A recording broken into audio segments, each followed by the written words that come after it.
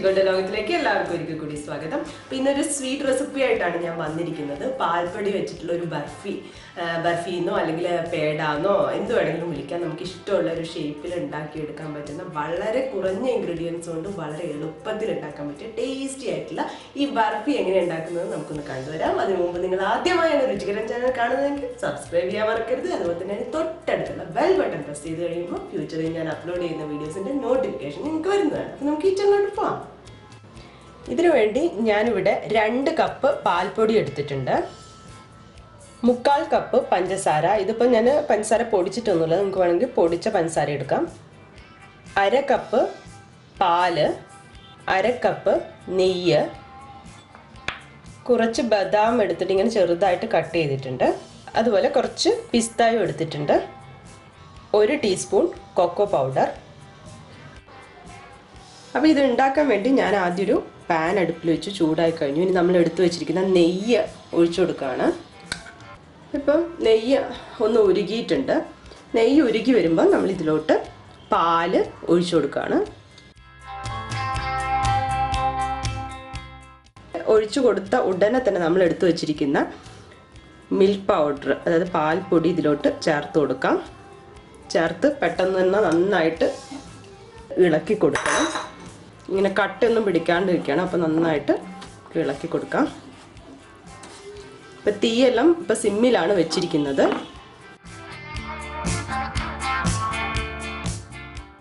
ഏതാണ്ടൊരു 2 മിനിറ്റ് ഇങ്ങനെ ലോ ഫ്ലെയിമിലിട്ടിട്ട് നമ്മളിതൊന്ന് ഇളക്കി, എന്തെങ്കിലും കട്ട ഉണ്ടെങ്കിൽ അതൊക്കെ ഒന്ന് ഉടച്ചു കൊടുത്ത് ഇളക്കി കൊടുക്കണം.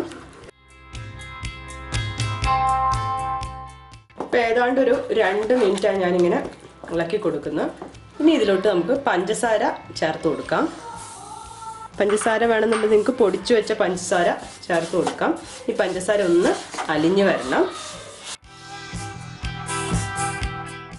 അലിഞ്ഞ് തുടങ്ങിക്കഴിഞ്ഞിട്ട് കുറച്ചും കൂടി ഒരു ലിക്വിഡ് പരുവത്തിലാവും, കുറച്ചും കൂടി ഒരു വെള്ളം പോലെയൊക്കെ ഉണ്ടാവും.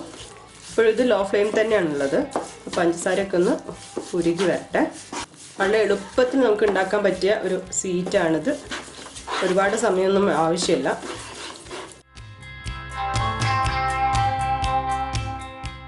ഇപ്പം ശരിക്കും പഞ്ചസാരയൊക്കെ നന്നായിട്ട് ഉരുകി വന്നിട്ടുണ്ട്. ഇനി നമ്മളിതൊന്ന് നല്ല കുറച്ചുകൂടി ഒന്ന് തിക്കായിട്ട് വരണം. ഇനി വേണമെന്നുണ്ടെങ്കിൽ ഒന്ന് നമുക്ക് ഫ്ലെയിം കൂട്ടി സിമ്മിൻ്റെയും മീഡിയത്തിൻ്റെയും ഒരു മിഡിലായിട്ട് വെച്ച് കൊടുക്കാം.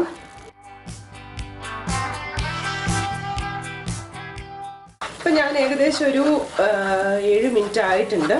ഈ ഒരു പരുവത്തിലായത് ഇങ്ങനെ വിട്ട് വരും, പാനിൽ ഇങ്ങനെ വിട്ട് വരുന്ന ഈ ഒരു പരുവത്തിലായിട്ടുണ്ട്. ഏകദേശം നമുക്ക് വേണ്ട ഒരു തിക്നെസ്സൊക്കെ ആയിട്ടുണ്ട്. അപ്പം ഇതിപ്പോൾ ഇനി നിങ്ങൾക്ക് ഇത് ശരിക്കും കറക്റ്റ് ആയിട്ടുണ്ടോ എന്നുള്ളത് അറിയാൻ വേണ്ടി ഇതൊന്ന് നമുക്കൊരു ജസ്റ്റ് ഞാനിതിപ്പം ഇനി ട്രാൻസ്ഫർ ചെയ്യേണ്ട ഒരു പാത്രം തന്നെയാണ്.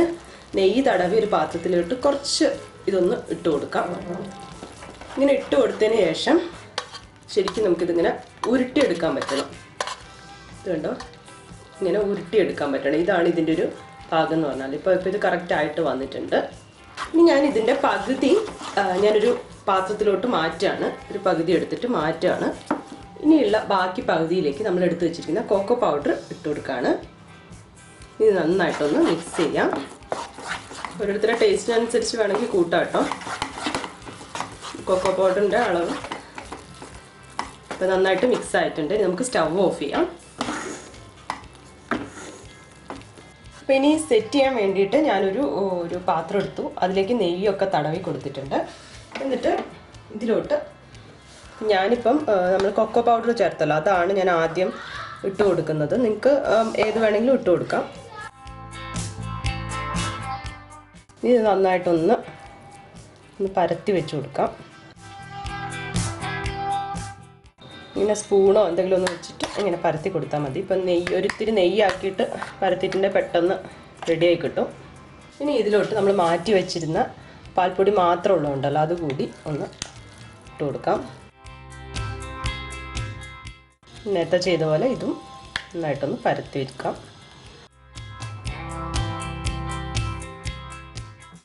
ഇനി ഇതിലോട്ട് നമ്മൾ എടുത്തു വെച്ചിരിക്കുന്ന പിസ്തയും അതേപോലെ ബദാമും ഒക്കെ ഉണ്ടല്ലോ, അതൊക്കെ ഒന്ന് വിതറി കൊടുക്കാം. ഇതിട്ട് കൊടുത്തതിന് ശേഷം ജസ്റ്റ് ഒന്ന് പ്രസ് ചെയ്ത് കൊടുക്കാം. നന്നായി പ്രസ്സൊക്കെ ചെയ്ത് കൊടുത്തിട്ടുണ്ട്. ഇനി ഇത് തണുക്കണം. തണുത്ത് കഴിഞ്ഞതിന് ശേഷം നമുക്ക് കട്ട് ചെയ്തെടുക്കാൻ പറ്റുള്ളൂ. അപ്പോൾ ഇതൊന്ന് തണുത്ത് വരട്ടെ, എന്നിട്ട് നമുക്ക് കട്ട് ചെയ്തെടുക്കാം. അപ്പോൾ ഇപ്പോൾ ഇത് നന്നായിട്ട് തണുത്തു, പിന്നെ നന്നായി സെറ്റായിട്ടുണ്ട്, നന്നായി തണുത്ത് വന്നിട്ടുണ്ട്. ഇപ്പോൾ നമ്മളിനി ഇത് കട്ട് ചെയ്തെടുക്കാൻ പോവുകയാണ്. അപ്പോൾ കട്ട് ചെയ്തെടുക്കുമ്പം അധികം പ്രയാസമില്ലാതെ കട്ട് ചെയ്തെടുക്കാൻ വേണ്ടിയിട്ട് വേണമെന്നുണ്ടെങ്കിൽ നിങ്ങൾക്കിതൊന്ന് ഈ പാത്രം ഒന്ന് അടിയിലൊന്ന് ചൂടാക്കാം. ജസ്റ്റ് ഒന്ന് ചൂടാക്കി, നമ്മൾ നെയ്യാണല്ലോ പുരട്ടി, അപ്പോൾ അതൊന്ന് പിന്നെ ഉരുക്കി വരുമ്പം വളരെ ഈസി ആയിട്ട് നിങ്ങൾക്ക് കട്ട് ചെയ്തെടുക്കാൻ പറ്റും. എന്നിട്ട് നമുക്ക് ഇഷ്ടമുള്ള ഷേപ്പിൽ മുറിച്ചെടുക്കാം. ഒരു കത്തി എടുത്തിട്ട് അതിലൊന്ന് നെയ്യ് തടവി കൊടുത്തിട്ട് നമുക്ക് ഒരു ഷേപ്പിൽ നമുക്ക് മുറിച്ചെടുക്കാം.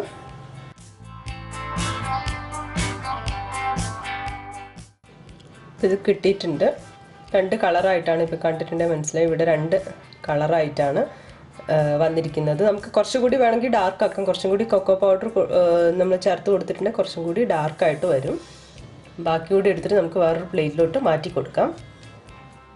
അങ്ങനെ ടേസ്റ്റി ആയിട്ടുള്ള മിൽക്ക് പൗഡർ ബർഫി ഇവിടെ റെഡി ആയിട്ടുണ്ട്. ഇത് നമ്മൾ 2 ലെയർ ആയിട്ടാണ് ചെയ്തിരിക്കുന്നത്. ഒരു ലെയർ എന്ന് പറഞ്ഞിട്ടുണ്ടെങ്കിൽ കൊക്കോ പൗഡർ ആഡ് ചെയ്തിട്ടുള്ളതാണ്. കുട്ടികൾക്കൊക്കെ എന്തായാലും ഇഷ്ടപ്പെടും. ഒരുപാട് സാധനങ്ങളൊന്നും ആവശ്യമില്ല. നമ്മുടെ വീട്ടിലുള്ള കുറഞ്ഞ സാധനങ്ങൾ കൊണ്ട് വളരെ എളുപ്പത്തിൽ കുറഞ്ഞ ടൈമിൽ നമുക്ക് ഉണ്ടാക്കിയെടുക്കാം.